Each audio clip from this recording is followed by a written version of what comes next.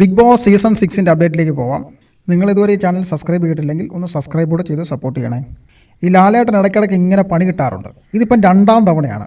ഇന്നലത്തെ എപ്പിസോഡിൽ ലാലേട്ടൻ ഋഷിക്ക് ഗീതോപദേശം കൊടുക്കുന്ന സമയത്ത് കുറേ അധികം കാര്യങ്ങൾ ഋഷിയെ പഠിപ്പിക്കുന്നുണ്ട്. ഋഷിയുടെ വായിൽ നിന്ന് വരുന്ന വാക്കുകളൊക്കെ വളരെ ബാഡ് വേർഡ്സ് ആണ്. പുറത്ത് പ്രേക്ഷകർ അതൊന്നും അക്സെപ്റ്റ് ചെയ്യുന്നില്ല. ഇതൊക്കെ വളരെ നെഗറ്റീവായിട്ടാണ് പുറത്ത് പോകുന്നതെന്ന് ലാലേട്ടൻ ഋഷിയോട് പറയുന്നു. ആ സമയത്ത് നൈസായിട്ടൊരു പണി കൊടുക്കാമെന്ന് വിചാരിച്ച് അഭിഷേകിനോട് ചോദിക്കുന്നു, അഭിഷേക് നീ എന്താ ഒളിച്ചിരിക്കുവാണെന്ന്. സാബുവിൻ്റെ വാലിരിക്കുന്നതൊക്കെ കേട്ടിട്ട് ആകെ കലിപ്പിരിക്കുകയാണ് അഭിഷേക്.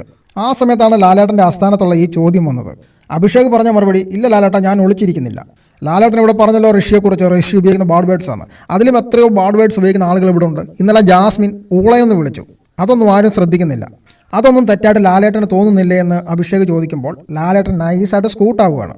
അതിന് മറുപടി കൊടുക്കാതെ വേറെ സബ്ജക്റ്റിലേക്ക് ഊളിയിടുന്ന നമ്മൾ കണ്ട കാഴ്ചയാണ്. ഇതുപോലെ തന്നെ മറ്റൊരു സംഭവം കഴിഞ്ഞ എപ്പിസോഡിലുണ്ടായി.